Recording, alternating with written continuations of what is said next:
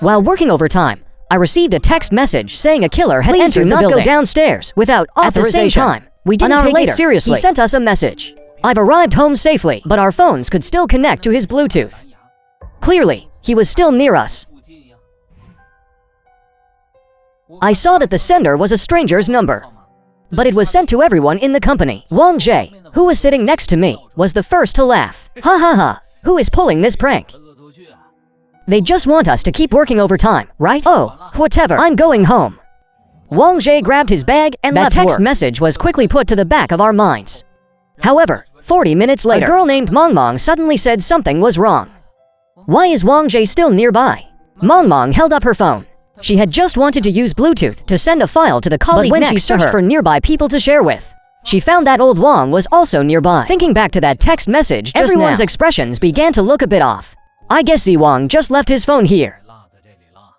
Let's help him find it. Give it to him tomorrow, the boss said in the group chat. The baseball guy immediately called Wang Jie. The call connected. Silence all around. Then Wang Jie sent a message in the group. What's up? The baseball guy replied blankly. Where are you? 2 minutes later, Wang Jie replied, I just got home. What's wrong seeing this message? The baseball guy was furious. Still lying. We've all detected your Bluetooth. Where are you hiding? He was halfway through typing and about to send the message, but the phone was suddenly snatched away by Mong Mong. Manman's face was very pale. She said, don't reply.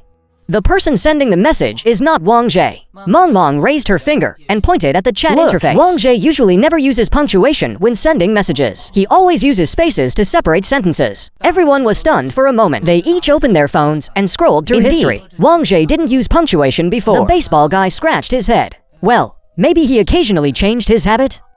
I thought for a moment. I took the baseball guy's phone and sent a message to Wang Jie. I have 2 boxes of fruit to move home. I was going to ask you to give me a lift in your car. Wang Jie replied very quickly. Why didn't you say so just now? Let's do it tomorrow. The baseball guy breathed a sigh of relief. See, this sentence has no punctuation. Mong Mong and I looked at each other. Our faces turned extremely pale at the same time. While eating lunch at noon, the 2 of us had just chatted with Wang Jie. He complained that his car was re-rented last night and it had been sent for repairs. So the person who just sent the message is definitely not Wang Jie.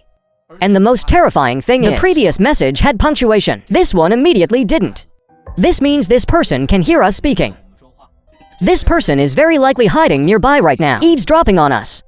Mong Mong and I wrote down our inferences on paper and showed it to our colleagues. Everyone's faces turned white. A boy with glasses was timid. He was already shivering at this moment. He wrote on the paper, let's call the police. The baseball guy immediately refuted him. What are you going to tell the police? That we received a prank text message? And a few messages with and without punctuation? The baseball guy wrote on the paper, the monitoring room will make everything clear. Indeed, the monitoring room can see where Wang Jie went. It can also show the situation of the entire floor. Right now, there are a total of 6 of us staying in the company to work overtime. The boss, Wang Jie, the baseball guy, the glasses guy, Mong Mong, and me. Now that Wang Jie's whereabouts are unknown, among the remaining 5 people, we decided to let the baseball guy and the boss go to the monitoring room together. The other 3 people would wait where they were, just in case. The baseball guy took his bat. The boss took a Swiss Army knife. The baseball guy also kept his phone connected, giving us a live broadcast of what they saw. The corridor was dark. The baseball guy and the boss were back to back, alertly moving forward. When passing the stairwell and elevator hall, both the boss and the baseball guy checked. The elevator had stopped running. The display panel was pitch black, and the stairwell door was closed. There was an iron lock on the door. Mong Mong and I looked at each other, simultaneously took out our phones to call the police. No matter how we dialed, there was only a busy signal on the phone. I tried sending a few more text messages. I could send messages to Mong Mong, but when I tried to send messages to friends outside, the message always showed a spinning circle indicating it was sending. There's a signal jammer. Mong Mong gasped. This person has made very thorough preparations. At this moment, we have fallen into the trap he carefully set, waiting to be slaughtered. In the video, the boss and the baseball guy finally reached the monitoring room, but as soon as they entered the monitoring room, the glasses guy almost uncontrollably let out a scream. Wang Jie, that's Wang Jie. In the monitor, Wang Jie was already dead. His hollow eyes stared at the lens, as if looking at us outside the screen. Everyone at that moment felt unprecedented fear.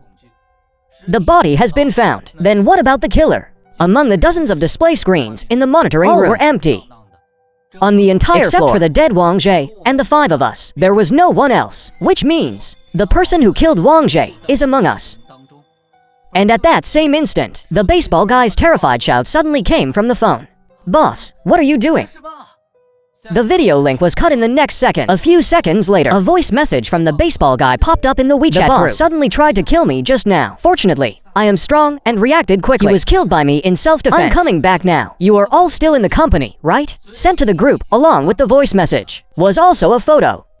Inside the monitoring room, on the ground. What fell from his hand was his Swiss Army knife. I suppressed my fear and wanted to reply to the baseball guy. Mong Mong suddenly grabbed me. The baseball guy is lying. Mong Mong held up her phone, forcing us to look at that unsettling photo. "Do you see anything wrong?"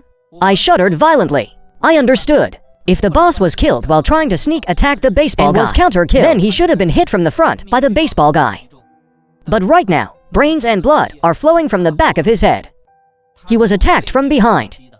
So the boss didn't sneak attack the baseball guy at all. Instead, while the boss was looking at the monitors, the baseball guy sneak attacked the boss, and the glasses guy next to us stared straight ahead, muttering continuously. They're all lying. No one can be trusted. Brother Aengi isn't dead at all. The person in the monitoring room wasn't Brother Aengi at all.